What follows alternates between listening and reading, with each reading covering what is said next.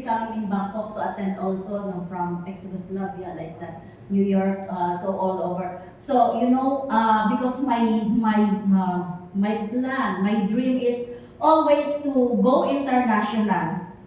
Okay? When I had my tutorial and languages, why I have the tutorial and languages? I want to learn the languages.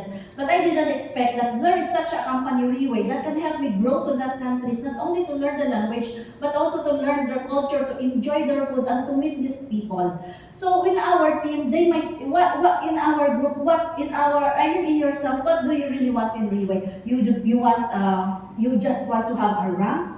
How can you do that? Okay, with all Filipinos, of course we don't disregard that. Or you want to have an international group all over the world because our business is international, tama? So pwede, kahit maliit ako, yung mga European, pag nagpa-pictures kami, hanggang dito lang ako, di ba? I can imagine that. Kasi my Belgian is a tall lady pala, and my European doc is another tall lady, di ba? Pag nagpa-picture, come closer, doc, like that. Parang halata na maliit ako.